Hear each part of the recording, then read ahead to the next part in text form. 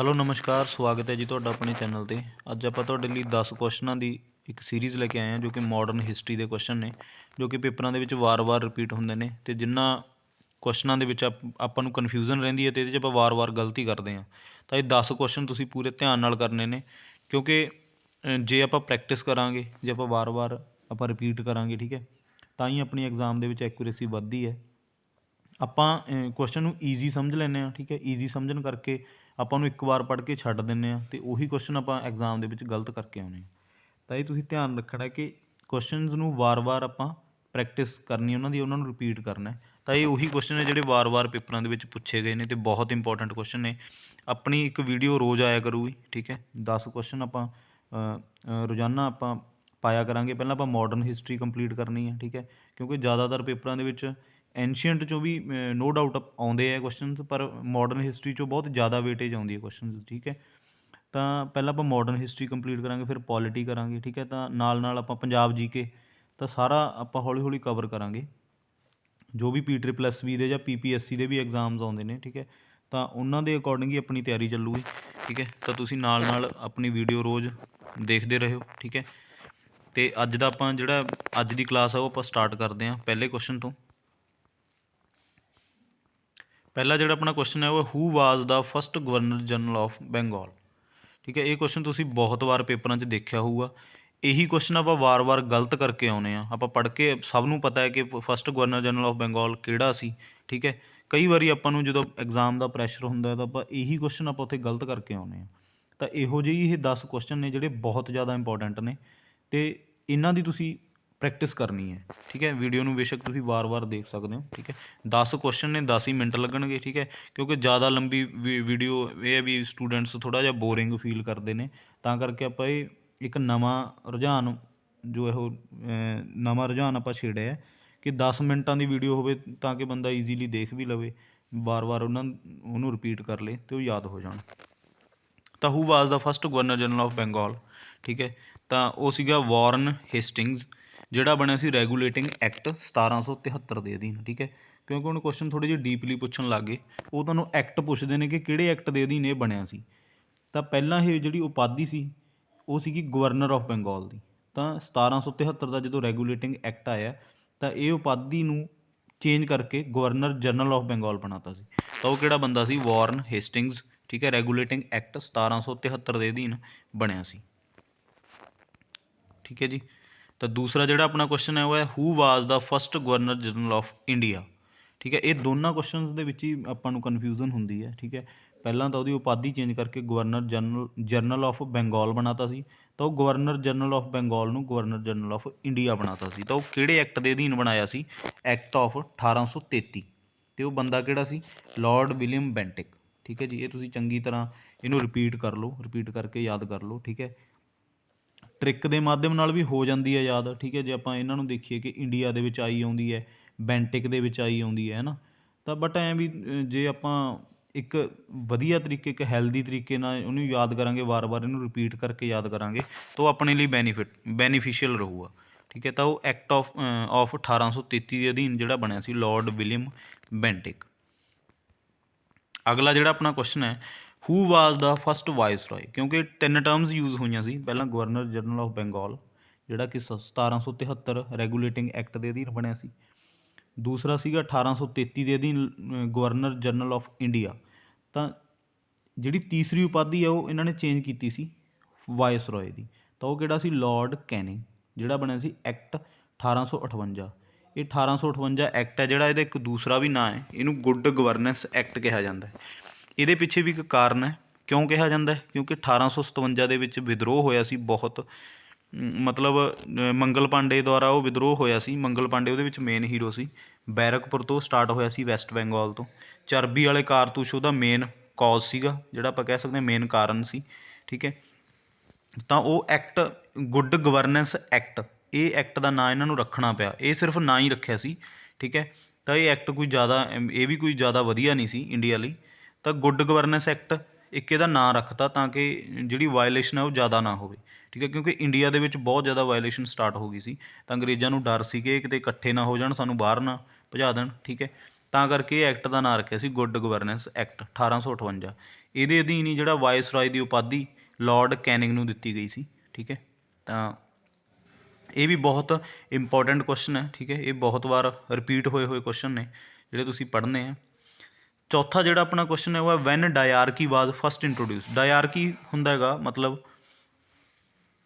ਜਿਹਦੇ ਵਿੱਚ ਜਿਹੜਾ ਆਪਣਾ ਰਾਖਵਾਂਕਰਨ ਦੇਣਾ ਹੈਗਾ ਮਾਈਨੋਰਟੀਜ਼ ਨੂੰ। ਠੀਕ ਹੈ, ਅਲੱਗ-ਅਲੱਗ ਜਿਹੜੀ ਆਪਣੀ ਜਾਤ ਪ੍ਰਥਾ ਆਪਣੇ ਚੱਲੀ ਹੋਈ ਹੈ। ਠੀਕ ਹੈ, ਤਾਂ ਅਲੱਗ-ਅਲੱਗ ਜਾਤੀਆਂ ਨੂੰ, ਮੁਸਲਿਮਸ ਨੂੰ, ਠੀਕ ਹੈ, ਤਾਂ ਇਹਨਾਂ ਨੂੰ ਮਾਈਨੋਰਟੀ ਬੇਸ 'ਤੇ ਮਤਲਬ ਇਹਨਾਂ ਦਾ ਇੱਕ ਰਾਖਵਾਂਕਰਨ ਕਰਨਾ, ਡਾਇਆਰਕੀ ਕਰਨਾ। ਠੀਕ ਹੈ, ਤਾਂ ਇਹ ਪਹਿਲੀ ਵਾਰ ਕਦੋਂ ਇੰਟਰੋਡਿਊਸ ਹੋਈ ਸੀ? ਇਹ ਹੋਈ ਸੀ ਐਕਟ 1990 ਦੇ ਵਿੱਚ। 1919 ਵਾਲਾ ਜਿਹੜਾ ਐਕਟ ਆਇਆ ਸੀਗਾ, ਇਹ ਐਕਟ ਦਾ ਇੱਕ ਦੂਸਰਾ ਨਾਂ ਹੈਗਾ ਮੌਂਟੇਗਿਊ ਚੈਮਸਫੋਰਡ ਰਿਫੋਰਮਸ।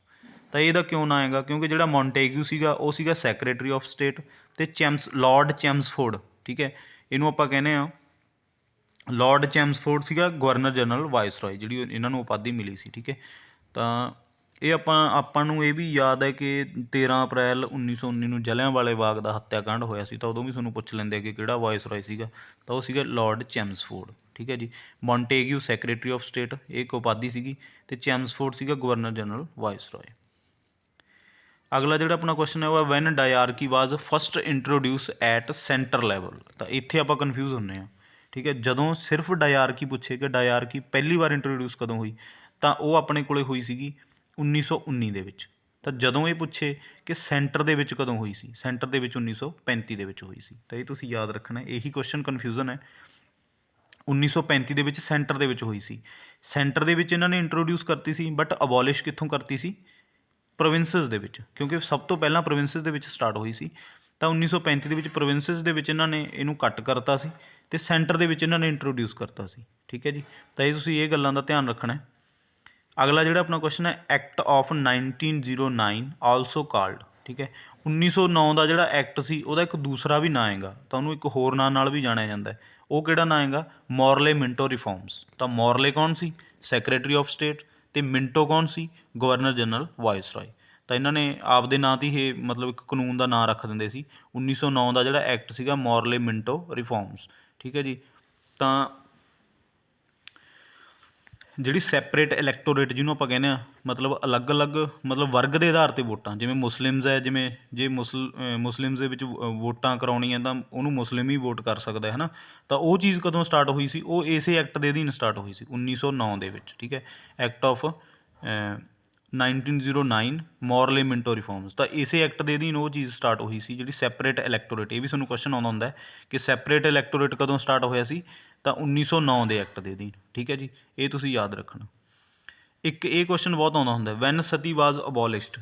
ਸਤੀ ਸਿਸਟਮ ਤੁਹਾਨੂੰ ਪਤਾ ਹੀ ਹੈ ਕਿ ਜਦੋਂ ਮਤਲਬ ਜਿਹੜੇ ਇੱਕ ਬੰਦੇ ਦੀ ਡੈਥ ਹੋ ਜਾਂਦੀ ਸੀ ਤਾਂ ਉਹਦੀ ਪਤਨੀ ਨੂੰ ਉਹਦੇ ਨਾਲ ਜਿੰਦਾ ਜਲਾ ਦਿੱਤਾ ਜਾਂਦਾ ਸੀ, ਕਿ ਬਹੁਤ ਹੀ ਬੁਰੀ ਪ੍ਰਥਾ ਸੀ। ਤਾਂ ਇਹ ਕਦੋਂ ਅਬੋਲਿਸ਼ ਕੀਤੀ ਗਈ? ਤਾਂ ਇਹ 1829 ਦੇ ਵਿੱਚ ਅਬੋਲਿਸ਼ ਕੀਤੀ ਗਈ। ਇਹਦੇ ਵਿੱਚ ਦੋ ਬੰਦਿਆਂ ਦਾ ਨਾਂ ਆਉਂਦਾ, ਇੱਕ ਤਾਂ ਅੰਗਰੇਜ਼ ਹੈ ਲਾਰਡ ਵਿਲੀਅਮ ਬੈਂਟਿਕ, ਅਤੇ ਇੱਕ ਰਾਜਾ ਰਾਮ ਮੋਹਨ ਰਾਏ।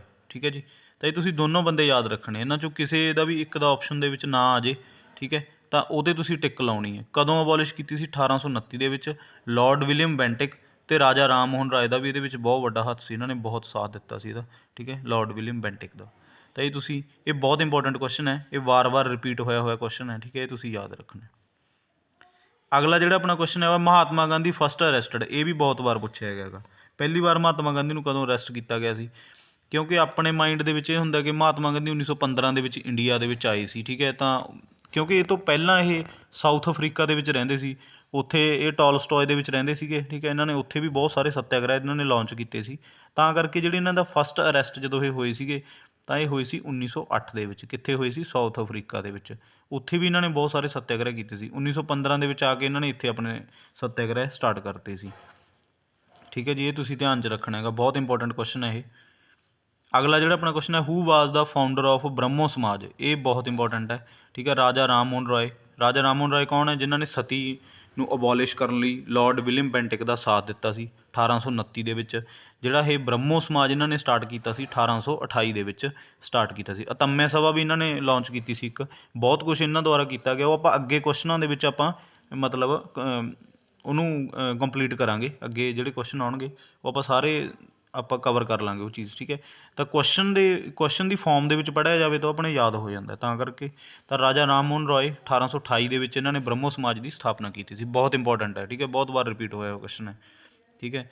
ਅਗਲਾ ਜਿਹੜਾ ਆਪਣਾ ਲਾਸਟ ਕੁਐਸਚਨ ਹੈ ਉਹ ਵੈਨ ਗਦਰ ਪਾਰਟੀ ਫਾਊਂਡ, 1913 ਦੇ ਵਿੱਚ ਫਾਊਂਡ ਕੀਤੀ ਗਈ ਗਦਰ ਪਾਰਟੀ, ਬਹੁਤ ਇੰਪੋਰਟੈਂਟ ਹੈ, ਠੀਕ ਹੈ। ਕਿਹਨੇ ਫਾਊਂਡ ਕੀਤੀ ਸੀ? ਲਾਲਾ ਹਰਦਿਆਲ ਨੇ, ਠੀਕ ਹੈ। ਅਤੇ ਇਹਦੇ ਪ੍ਰੈਜ਼ੀਡੈਂਟ ਕੌਣ ਸੀ? ਬਾਬਾ ਸੋਹਣ ਸਿੰਘ ਭਕਨਾ, ਠੀਕ ਹੈ ਜੀ।